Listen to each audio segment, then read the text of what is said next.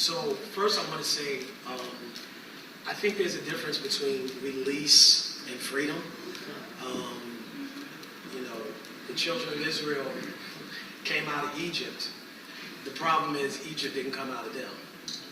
And so what happens is we find ourselves, I graduated from Morehouse College, I graduated from Harlem Law School, and I spent time in federal prison. So I've seen all sides of life. And I understood for me that there was a difference between waiting on a release date and actually being free from bondage. I don't think I could talk about freedom and being fully transparent without talking about the gift of God. Amen. And I want to say that because I'm not just talking about, a higher being, the universe, because that's the new term. Yeah. I'm talking about Christ, the Son of the living God, Adonai. And it is because of me understanding that I am made in the image and likeness of my Creator that I begin to understand I don't have to be defined by my worst moment. And so many of us, and Dorian, I appreciate you making that distinction about recidivism, because that's powerful. I didn't even think about that, about the statistics. We've lost a sense of self, a sense of identity. Without a vision, the people will fail, and they will cast off restraint. And so when I think about reentry or reintegration, I think it begins with a solid understanding of who we are. And if I could just speak quite clearly to it, I think when you grow up black in America, you are misinformed about who you are from the beginning. Yes. And that plays into this cycle that has ravaged our communities and destroyed mindsets. And the worst thing, I heard that the worst thing that you can do is teach somebody to hate themselves, to teach a people to hate others. But actually, the worst thing than that is teaching people to hate themselves. And when we talk about the over-criminalization of black people and brown people in this country, we know it's not an accident. It's not. People say the system is broken. The system ain't broken. It's doing exactly what it was designed to do. All right? Because you don't build a hotel unless you want occupancy. So you didn't build somebody's prison and then hope people don't come. You're going to create laws and policies and violations in order to keep this machine going. So we know that.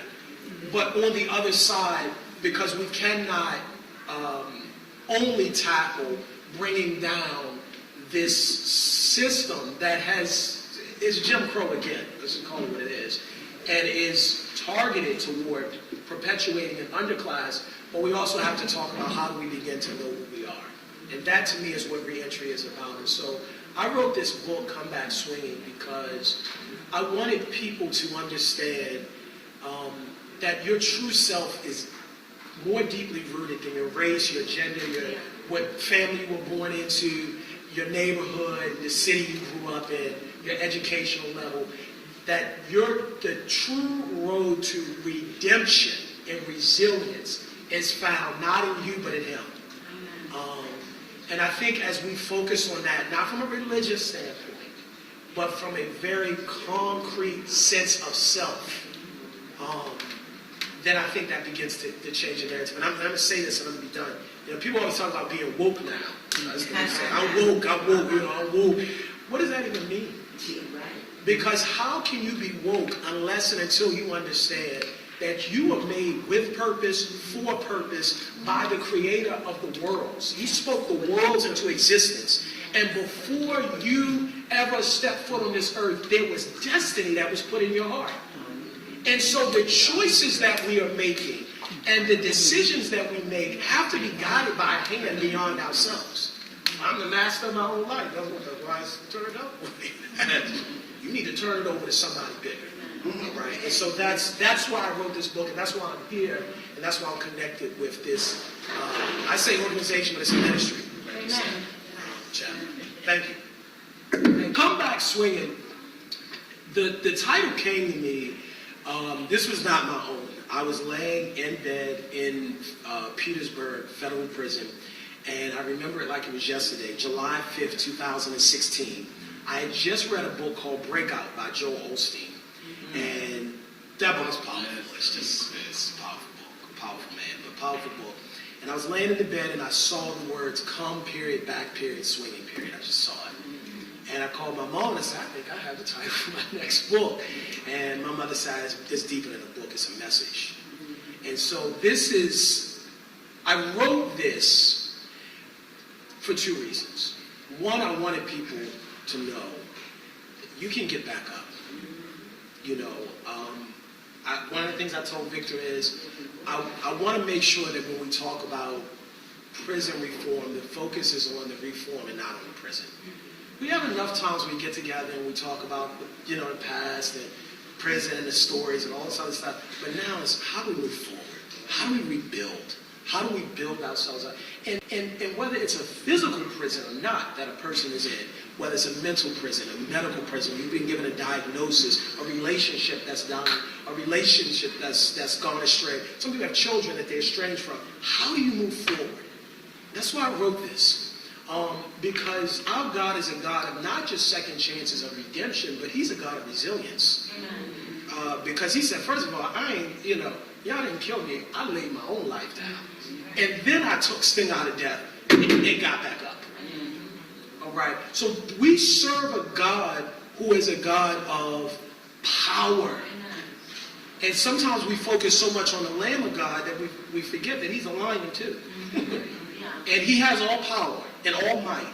And so the key to us moving forward as a community is to look at the past not in misery, but to look at the power of the resilience of our ancestors who came over on ships, who were survivors. The more they were afflicted, the more they grew. And no matter what the laws were that were put into place, no matter what the strategies of the enemy that were put into place, no matter what paradigms were put into place, still our people continue to rise and thrive and build. And our culture, I'm talking about black culture now, is emulated all over this world. And it's a culture of resilience. And I want to say this really quickly, then I'm done with this. They said, what do people, they did a study, and they said, they took young kids, about teenage years, and they said, what are Asian people known for? And a bunch of hands went up, and they said things like, well, for being intelligent and smart, and maybe doing well in math. And they said, what are Jews known for? Well, money. I was just throwing this out there. I'm not saying it's true, but these are what the things they get. And they said, well, what are black people known for? Everybody got quiet. Well, no. He said resilience. That's the story of our people. That there are no other group of people in the history of the world who have gone through what we've gone through and made it out. See, that's the part. Not just that we focus on what we've gone through, but made it out. And so that's why I wrote this book, because I want us to tap back into that. To tap into that power we have within to say, okay, so some stuff happened, but now we got to pick it back up. Okay, we made some mistakes, okay, but now we pick it back up. So I'm excited about this. Again, the name of the book is Come Back Swinging. I have copies available. They're $20 each. I will be signing them for those who are interested. I do take Cash App, Venmo, PayPal, because there's so many different ways. But this book, while I talk about the circumstances of my own resilient story, it's more about you than it is about me. And I wrote this, if you know someone that's going through something and they need some inspiration, this is for you. That's why I wrote this.